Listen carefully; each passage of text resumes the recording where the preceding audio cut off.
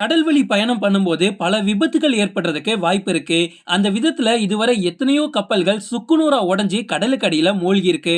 இன்னைக்கு நம்ம பார்க்க போறது இதுவரை இந்த உலகத்துல நடந்த பயங்கரமான கப்பல் விபத்துகள் பத்தி தான். வாங்க வீடியோக்குள்ள போலாம். எம்எஸ்சி ஓபரா க்ரூஸ் இந்த உலகத்தோட பிரபலமான சுற்றுலா தலங்கள்ல வெனிஸும் ஒண்ணு. வெனிஸ்க்கு பீக் சீசன்ல நம்ம போனோம் அப்படின்னா நமக்கு ஹோட்டல்ஸ் கிடைக்கிறதுக்கு சாத்தியமே இல்லை. அதனால சுற்றுலா பயணிகள் எல்லாருமே இந்த க்ரூஸ் ஷிப் மூலமா இந்த இடத்த விசிட் பண்றாங்க. எப்பவுமே க்ரூஸ் ஷிப் வந்து ஒரு போர்ட்டுக்குள்ள என்டர் ஆயிட்டு எந்தவித டேமேஜும் இல்லாம அப்படியே ரிட்டர்ன் ஆயிடும். ஆனா 2019ல இந்த எம்எஸ்சி ஓப்ரா வந்து போர்ட்டுக்குள்ள என்டர் ஆகி அங்க இடிச்சது மட்டும் இல்லாம அங்க நின்ன ஒரு டூரிஸ்ட் போட் மேலேயே மொத்தமா ஏறிச்சு. இதனால அந்த டூரிஸ்ட் போட் டேமேஜ் ஆகி அதுவும் மூழ்க தொடங்கிச்சு. 13 மாடி கொண்ட இந்த MSc Opera cruise engine failure காரணமா இந்த நிகழ்வு நடந்துச்சு. இன்ஜின் ஃபெயிலியர் ஆன உடனே அங்க இருந்த க்ரூவால எதுவுமே பண்ண முடியாது. வெறும் ஹார்ன் மட்டும் தான் அந்த கப்பல்ல அடிச்சாங்க. இது மூலமா அங்க நின்னுட்டு இருந்த மக்கள் எல்லாருமே ஓடிட்டாங்க. ஆனா அங்க நின்னுட்டு இருந்த டூரிஸ்ட் போட் மொத்தமா காலி. யோகி private cruise French TV media மில்லியனருக்கு சொந்தமான ஒரு சூப்பரான யாக்ட் தான் இது. இந்திய பணத்துக்கு இது 3883 கோடி. இந்த யாக்ட் பாக்குறதுக்கே ரொம்பவும் சூப்பரா இருக்குல்லாங்க. ஆனா இது ஒரு பயணத்துல இருக்கும்போது இதோட ஒரு இன்ஜின் அதிக சூடு காரணமா ஒரு நடுக்கடல்ல பிரேக் டவுன் ஆகி அது பிரேக் டவுன் ஆன அதே செகண்ட்ல இந்த யாக்டோட அடிப்பகுதியில இருக்கக்கூடிய ஒரு கனமான கதவு திறந்துடுச்சு. இந்த கதவு திறந்த உடனே கடல் தண்ணி மொத்தமா யாக்டுக்குள்ள வர தொடங்கிச்சு. யாக்டும் மூழ்க தொடங்கிச்சு.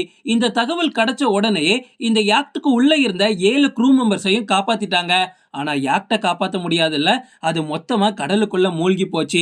நம்ம எல்லாரும் என்ன நினைப்போம், அப்பாடா உள்ள இருந்த 7 பேரையும் காப்பாத்திட்டாங்க அப்படின்னு நினைப்போம். ஆனா ஓனர் என்ன நினைப்பாரு, இந்த யாக்டோட விலை 3883 கோடி. இந்த மொத்த யாக்டும் கடலுக்குள்ள மூழ்கி போச்சு.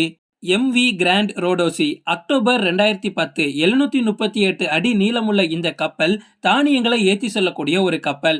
இதுதான் எம்வி கிராண்ட் ரோடோசி. இந்த கப்பல் லிங்கன் போர்ட்டுக்குள்ள என்டர் ஆக போறோம் அப்படின்ற அப்ரோச்சை கொடுக்குது. ஆனா யாருக்குமே தெரியாது இந்த கப்பல் வந்து ஆல்ரெடி செயலில் இருந்து தான் இங்க வந்துட்டு இருக்கு அப்படின்னு. கப்பல் மொத்தமா கண்ட்ரோல் இழந்து போர்ட்டுக்குள்ள என்டர் ஆகுது. அந்த டைம்ல போர்ட்டுக்குள்ள நின்றுட்டு இருந்த ஒரு டூனா ஃபிஷ் போட்டு மேல மொத்தமா இந்த கப்பல் ஏறுது. இந்த கப்பல் செயலிழந்து வேகமா வந்து அந்த டூனா ஃபிஷ் போட் மேல இடிக்குது. இடிச்ச உடனே அந்த டூனா ஃபிஷ் போட்டு இரண்டா உடைஞ்சி 15 நிமிஷத்துல மொத்தமா அந்த போட்டு கடலுக்குள்ள போயிடுச்சு. அந்த போட்டோட மதிப்பு மட்டுமே 133 கோடி. தி சி கிராண்ட் பைக்லயோ இல்ல கார்லயோ ட்ரங்க் அண்ட் டிரைவ் பண்ணி எத்தனையோ விபத்துகள் ஏற்படுறத நம்ம பார்த்திருக்கோம். ஆனா ஒரு கப்பலோட கேப்டன் ட்ரங்க் அண்ட் டிரைவ் பண்ணி பார்த்திருக்கீங்களா?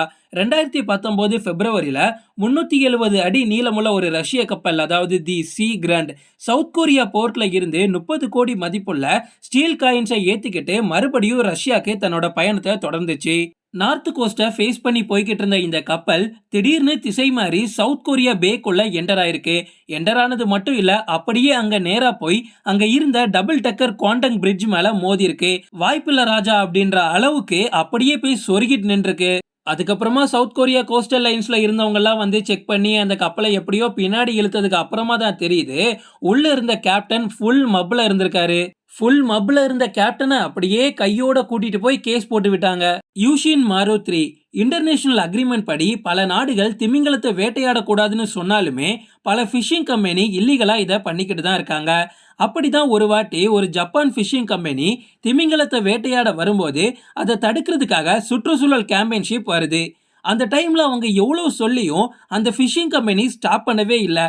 இவ்வளவு வார்னிங் கொடுத்தும் அவங்க ஸ்டாப் பண்ணவே இல்லையே அப்படின்னு கோபமான சுற்றுச்சூழல் கேம்பெயின்ஷிப் என்ன பண்ணாங்கன்னா அந்த ஃபிஷிங் கம்பெனி ஷிப்ல இருக்கக்கூடிய ப்ரொப்பலர்ஸ் மேல ஒரு இரும்பு கம்பியை தூக்கி போடுறாங்க. ஆனா அது ஃபெயிலியர் ஆனதுனால ரொம்பவும் கோபப்பட்டு அந்த ஃபிஷிங் கம்பெனி ஷிப் மேலேயே போய் மோதிட்டாங்க.